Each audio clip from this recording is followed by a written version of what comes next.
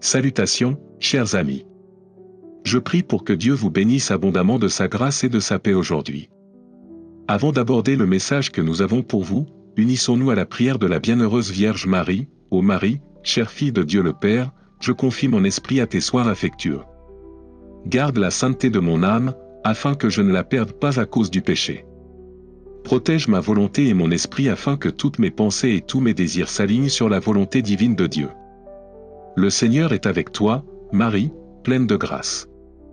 Tu es bénie entre toutes les femmes, et béni est le fruit de tes entrailles, Jésus. Sainte Marie, Mère de Dieu, prie pour nous, pécheurs, maintenant et à l'heure de notre mort.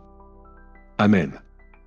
Maintenant, tournons notre attention vers un message urgent et profondément significatif partagé par Mirjana, l'une des voyantes de Medjugorje, qui appelle à une réflexion et une prière immédiate. Selon Mirjana, une terrible prophétie a été révélée, prédisant le châtiment d'une nation par l'eau, une rétribution divine pour ses transgressions. Il ne s'agit pas d'un avertissement vague, mais d'une révélation claire et précise selon laquelle le pays en question sera confronté à une catastrophe d'une ampleur inimaginable, englouti par les eaux mêmes qui l'entourent. Le message transmis par Mirjana est d'une gravité intense et qui donne à réfléchir, cette nation sera engloutie par les eaux. C'est une punition du ciel. Ces mots, bien que simples dans leur prononciation, ont une signification profonde et terrifiante. Les pays en question, le Mexique, l'Espagne et l'Italie sont tous frappés par une catastrophe dévastatrice, leurs régions côtières submergées par une inondation massive et généralisée. Il ne s'agit pas simplement d'une catastrophe naturelle, il s'agit d'un jugement divin en réponse au péché des nations, une punition envoyée par Dieu pour purifier la terre, devenue corrompue et pécheresse. La Vierge Marie, parlant par l'intermédiaire de Mirjana, a clairement fait comprendre que cette dévastation n'est pas arbitraire mais qu'elle est la conséquence du rejet de Dieu par l'humanité et de son penchant pour l'orgueil, la cupidité et l'injustice. C'est une réponse à la corruption de l'âme, en particulier à l'incapacité de protéger les plus vulnérables, les innocents et les pauvres. Face à une telle calamité, la miséricorde de Dieu appelle au repentir, mais sa justice exige que les conséquences des actes de l'humanité soient affrontés. Les yeux tristes de la Vierge Marie, tels que les décrit Mirjana, expriment la profondeur du chagrin ressenti au ciel pour ce que l'humanité a fait. Mais ce message n'est pas seulement un avertissement, c'est aussi un appel à l'action, exhortant les fidèles à prendre part à la préparation et à la conversion spirituelle. La Vierge Marie nous demande de prier sans cesse, notamment en récitant le rosaire tous les jours, comme un puissant bouclier contre les forces du mal. Dans un monde où les distractions spirituelles abondent, les fidèles sont appelés à rester vigilants, à approfondir leur vie de prière et à tourner leur cœur vers Dieu. Les régions du Mexique, de l'Espagne et de l'Italie, chacune avec sa propre signification culturelle et historique, sont toutes liées par un destin commun dans cette prophétie. Leur proximité avec les mers Atlantique et Méditerranée les rend vulnérables au déluge cataclysmique prédit. Les habitants de ces pays, tout en voyant leur communauté remplie de prières et de dévotion, ressentent également un sentiment croissant de peur et d'incertitude alors qu'ils anticipent l'accomplissement de cette prophétie. Pourtant, en ce moment de crise, on rappelle aux fidèles que la prière a le pouvoir d'atténuer la sévérité du jugement divin.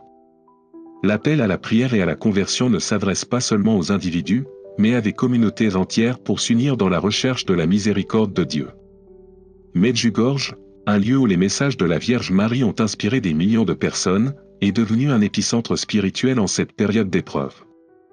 Mirjana, messagère de la Vierge, porte le poids de cette responsabilité avec une foi inébranlable.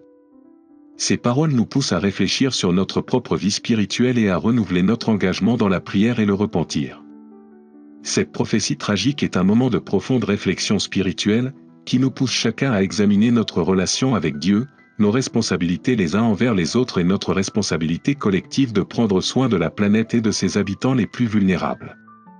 Le message de Medjugorje, bien que sévère, offre un chemin vers le salut, par la prière, par la conversion et par un approfondissement de notre foi. La Vierge Marie, dans son amour maternel, nous offre la grâce de nous préparer et de trouver l'espoir même face à des défis aussi accablants. Alors que nous affrontons les jours à venir, écoutons l'appel à la prière, au sacrifice et à l'unité. Cherchons la miséricorde et la protection de Dieu, confiant que, même si la tempête arrive, sa lumière nous guidera toujours à travers les ténèbres. Nous ne sommes pas impuissants face à la prophétie, par la prière, la foi et l'action, nous pouvons nous unir dans la puissance de l'amour de Dieu et éviter le pire des jugements à venir. Que ce message nous inspire à rester fermes dans notre foi, à prier de tout notre cœur et à nous soutenir les uns les autres alors que nous nous préparons pour les jours à venir. Merci de vous joindre à nous dans cette réflexion. Continuons à prier et à grandir dans notre foi, sachant que la Vierge Marie est avec nous, nous guidant à chaque étape du chemin. Le message de Mirjana, tel que transmis par la Vierge Marie, avait un ton lourd et sobre pour tous ceux qui l'entendaient. Il parlait d'un monde submergé par les ténèbres, avec des cœurs enveloppés d'un épais brouillard noir, comme si un voile de péché et d'indifférence avait obscurci la vision de l'humanité sur le divin. Au milieu de cette tourmente spirituelle, la voix de la Vierge Marie s'est élevée avec à la fois un avertissement et une lueur d'espoir. Elle a appelé les fidèles à ne jamais abandonner la prière et à se convertir, car c'est seulement par la grâce de Dieu que l'on peut espérer le salut dans ces temps difficiles. Cette période d'épreuve, bien que décourageante, était aussi une bénédiction, une chance de se tourner vers Dieu avant qu'il ne soit trop tard. Le message était clair, la pénitence, la prière et les offrandes spirituelles avaient le pouvoir d'atténuer la colère de Dieu, d'adoucir la souffrance et d'apporter du soulagement aux personnes en deuil. Pour ceux qui ne voulaient pas changer leurs habitudes, le message était un rappel brutal des conséquences de leur choix. Mais pour ceux qui cherchaient du réconfort, c'était un tendre réconfort, un rappel que la prière pouvait guérir les blessures et restaurer la paix. Dans les villes et villages touchés, les fidèles ont redécouvert le pouvoir de la prière, se retrouvant attirés par le rosaire comme un compagnon constant de leur cheminement spirituel. Le chapelet est devenu une bouée de sauvetage, un symbole d'espoir qui les a ancrés dans un monde plein de peur et d'incertitude. Chaque soir, les familles se réunissaient, joignant leur rosaire en signe de révérence, et s'élevant à l'unisson pour demander miséricorde et grâce. Cette vie de prière collective s'épanouissait en un refuge de paix, un sanctuaire contre l'angoisse accablante qui s'emparait du monde. Pour ceux qui priaient, chaque « Je vous salue Marie » était l'expression d'une foi inébranlable, un appel au ciel pour qu'il intervienne. Au fil des jours, des signes commencèrent à émerger à la fois du ciel et de la terre. Le ciel, peint de couleurs indescriptibles, semblait vibrer d'une énergie qui dépassait l'entendement terrestre. Les mers semblaient se calmer puis se retirer, comme si elles répondaient à une main invisible.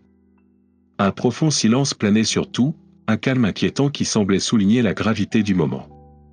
Ces signes n'étaient pas de simples coïncidences, ils étaient des confirmations divines de la vérité de la prophétie, des manifestations physiques de l'avertissement céleste. Les habitants des pays touchés, le Mexique, l'Espagne et l'Italie, se trouvaient à la croisée des chemins entre la peur et l'espoir, incertains de ce qui allait arriver mais résolus dans leur foi. Ils comprirent que, malgré la catastrophe imminente, leur prière et leur dévotion pouvaient faire la différence. Les églises, autrefois des lieux de culte tranquilles, étaient devenues des sanctuaires de réconfort. Les gens affluaient vers elles, cherchant refuge contre la tempête, à la fois physiquement et spirituellement. Les prêtres, célébrant des messes et entendant des confessions, parlaient avec une confiance inébranlable, rappelant aux fidèles qu'aucune prière ne reste sans réponse et que la grâce de Dieu est toujours disponible. En cette période de crise, les questions religieuses sont devenues le centre de la vie des gens. Alors que le monde extérieur semblait trembler d'incertitude, les fidèles trouvaient la paix dans leurs pratiques spirituelles, dans les moments de silence, de prière et de réflexion. La tempête qui se profilait à l'horizon n'était pas seulement physique, c'était un jugement spirituel, et les fidèles se préparaient, corps et âme, à tout ce qui allait arriver. L'exemple de foi inébranlable de Mirjana a inspiré de nombreuses personnes à se tourner vers Dieu et à rechercher la paix intérieure. Ces paroles, pleines de compassion et de foi inébranlable, ont encouragé d'innombrables âmes à opérer les changements nécessaires dans leur vie, à se réconcilier avec leur Créateur et entre elle. Elle est devenue un phare de lumière, montrant aux autres la voie du renouveau spirituel.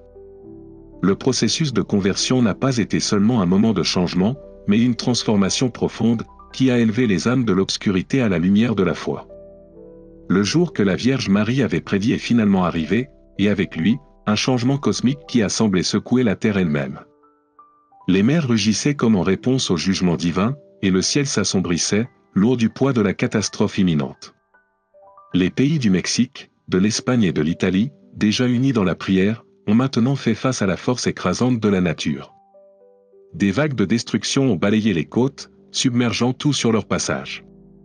Les eaux, symbole de la purification divine, ont englouti la terre, ne laissant derrière elle que la dévastation.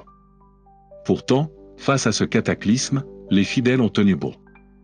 Leur foi brillait plus que jamais, un phare dans l'obscurité, inébranlable face à la destruction. Malgré le chaos qui les entourait, leurs prières continuaient de s'élever vers le ciel, un cœur d'espoir et de désir, un témoignage de la puissance de la foi même dans les circonstances les plus difficiles.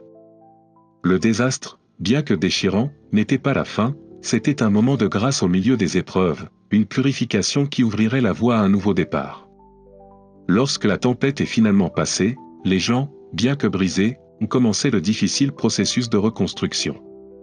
La destruction était immense, mais la force de la foi forgée dans les feux de l'épreuve l'était tout autant.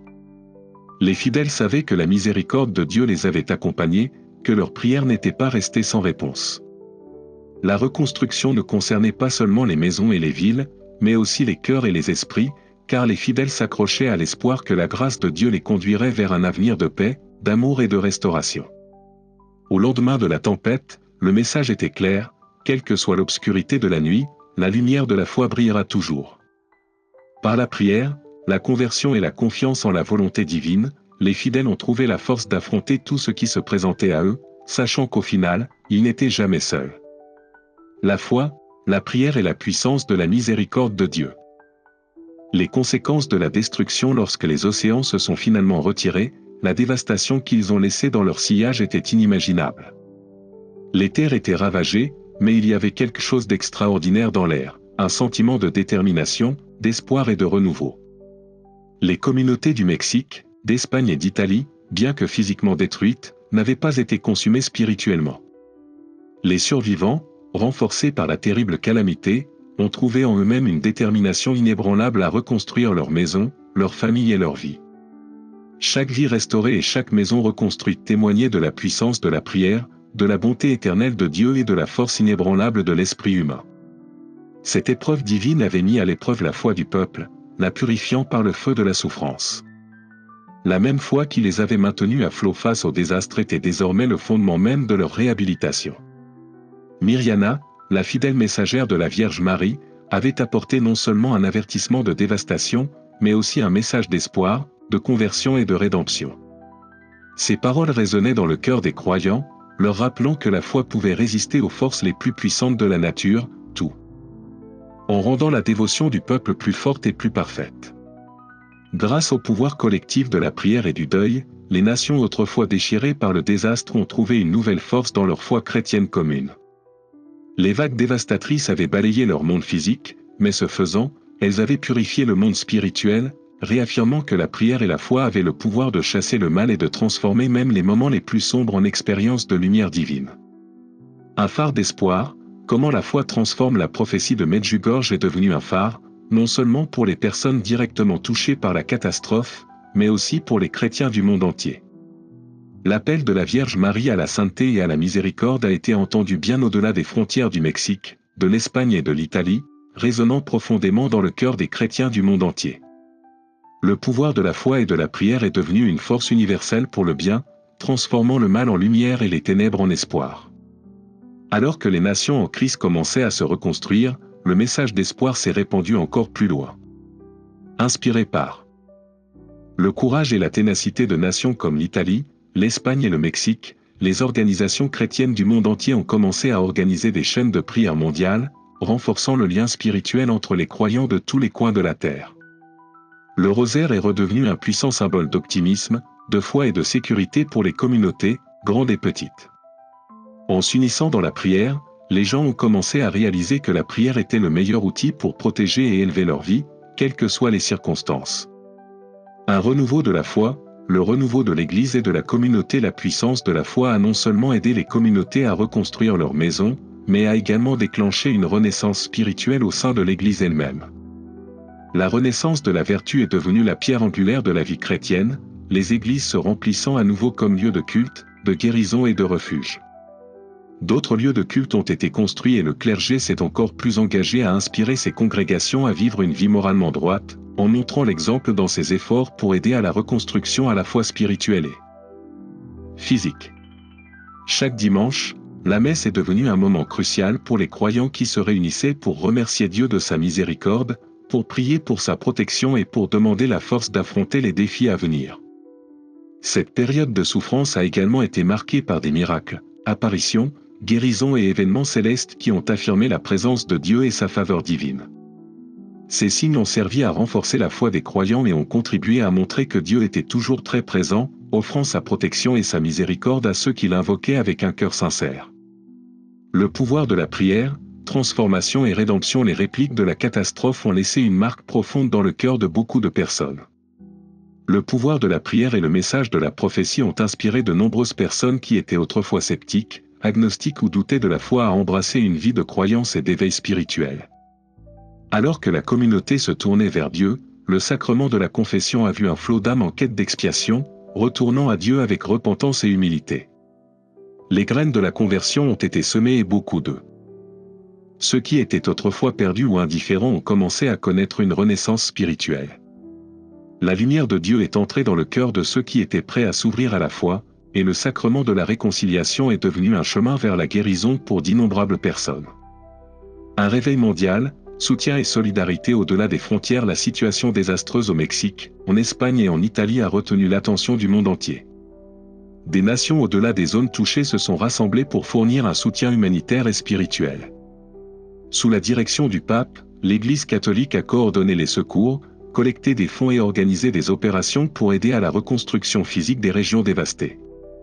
Mais il ne s'agissait pas seulement de reconstruire des maisons, mais de restaurer la vie spirituelle des gens. Les efforts de l'Église se sont concentrés sur l'aide aux fidèles pour retrouver leur foi, en offrant prière, soutien et conseils pendant cette période difficile. Un nouvel espoir, reconstruire avec la prière et la foi. Alors que les habitants de ces pays dévastés commençaient à reconstruire leur vie, ils le faisaient avec un sens renouvelé de la foi et de la détermination.